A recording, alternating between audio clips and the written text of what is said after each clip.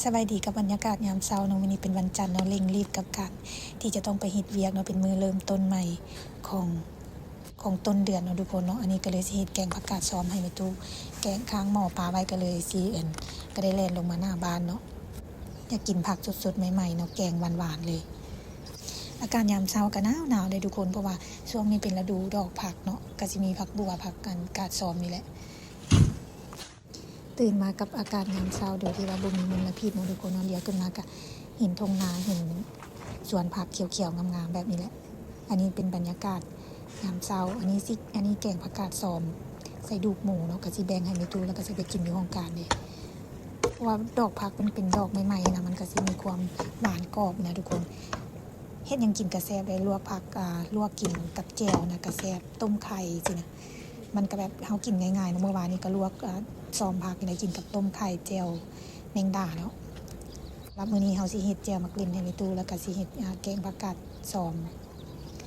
บรรยากาศในสวนยามเช้าแดดกำลังส่องมาเนาะหมอกค้างอยู่ตามนั้นซ้อมผักขนาดเต็มทุกคนเพราะว่ามันเป็นอากาศหนาวช่วงนี้อากาศหนาวอากาศเย็นนะผักก็งามอีหลีเนาะแต่ว่าก็บ่ค่อยได้ลงม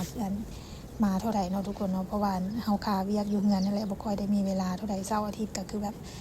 เฮ็ดเวียกเฮือนแต่งกินไปตลาดอีหยังสินะซักเครื่องเฮียนเฮือนมันก็เวลาหมดไปแล้วนะและช่วงนี้เฮาโละน้ำปักบงก็เลยแบบเกี่ยมสีถมดินนะมันก็เลยบ่ค่อยมีเวลาได้ลงมาเลาะเบิ่งนำกระเจ้าเนาะเพราะว่าสวนผักอยู่หน้าบ้านกระเจ้างามกระเจ้าปลูกงามอีหลีเนาะทุกคนนะเรียงรายเป็นสวนแบบกระเจ้าเฮ็ดเป็นแบบมืออาชีพอีหลีนะงามสวนผักกระเจ้างามบ่มีหญ้าเลยทุกคนช่วงนี้กระเจ้าก็ปลูกมะเขือปลูกผักบัวแล้วก็ซ้อมผักมีสลัดเนี่ยเนาะทุกคนเนาะบางส่วนก็สิมีดอกผักดอกผักกาดขาวนะก็สิเริ่มแล้วจักหน่อยนี่แหละเนาะทุกคนเนาะแต่ว่าปีนี้ก็โชคดีกระเจ้าก็สิมีราคาผักค่อนข้างจะสูงเนาะปีกายนี่ราคาผักตกต่ำหลายทุกคนแต่ว่าช่วงนี้ดีใจน้ำเจ้าส่วนกระเจ้าเนาะกระเจ้าราคาผักค่อนข้างดีสำหรับปีนี้นะหอมบัวก็งามกระเจ้าใส่ขี้ไก่เลยทุกคนใส่ขี้ไก่ขี้แกบขี้งัวแล้วก็ปุ๋ยงามอีหลีงามเขียวงามอีหลีส่วนผักบัวกระเจ้าก็งามอันนี้ของตัวเองก็งามอยู่เนาะทุกคนเนาะแต่ว่าเราบ่ได้ปลูกหลายกันนี้กระเจ้าปลูกสำหรับขายแต่ว่าเราปลูกสำหรับกินคือหลักๆกระเจ้าก็สิใส่ขี้ไก่นี่กระเจ้าสิซื้อหลายๆเป็น50-60เป่าเลยทุกคนอันนี้ก็จะเป็นผักกาดตินหมี่ที่ว่ากระเจ้าหาก็ปลูกกระเจ้าสิบ่ปลูกพร้อมกันทุกคนเพราะว่ากระเจ้าก็สิลกขายนะหลังจากที่ว่าได้ผักมาเรียบร้อยแล้วเนาะเขาก็สิมาเฮ็ดแกงเพราะว่าผู้ดีหม้อแกงก็ผู้ดีสุกพอดีนะผู้ดีเปื่อยซีนผู้ดีเปื่อยต้มกระดูกปลาไว้เนาะทุกคนเนาะงามยอดผักอวบแล้วก็หวานทุกคนเพราะว่ามันเป็นยอดผักใหม่ๆเนาะแล้วก็มันก็งามแต่ว่าเวลากระเจ้าเด็ดไปเรื่อยๆนะมันแขนงมันแตกขึ้นนะมันก็จะเป็นยอดบ่ตุ้ยปานใดอันนี้นะแห้งแซ่บดีทุกคนอันนี้มักตัวที่ว่ามันบ่ใหญ่ปานใดอันนี้เป็นครั้งแรกที่ว่ากระเจ้ากำลังหาเขาเด็ดนะมันก็เลยแบบเป็นต้นใหญ่จนอวบดี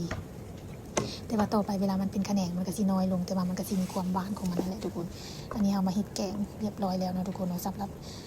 แกงเฮาก็เรียบร้อยแต่ว่าเฮาสิมาเฮ็ดแจ่วมักลิ้นไปนำกันกินกับข้าวเหนียวฮ้อนๆเนาะทุกคนเนาะซ้อมผักแบบหวานๆเลยอันนี้เป็นมักเล่นที่ว่าเฮาจี้ไว้ก่อนสิลงไปกับจี้มักเผ็ดปลาไว้ก่อนเนาะทุกคนเฮาใส่หม้อปิ้งนั่นแหละ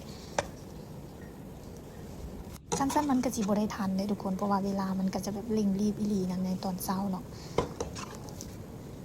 เฮาต้องเฮ็ดอีหยังไว้พร้อมๆกันเลยคือนึ่งข้าวนะเฮานึ่งไว้ทั้งลุ่มเนาะนึ่งข้าวเหนียวเนาะเฮาจะดังไฟ2มาหม้อแกงก็สิข้างใส่หม้อไฟฟ้า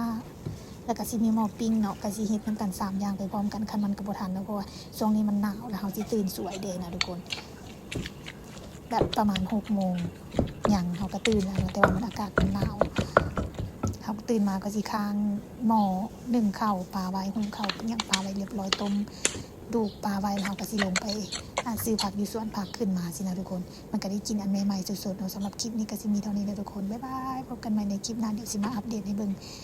เวลามีเวลาแล้วสิลงไปอัปเดต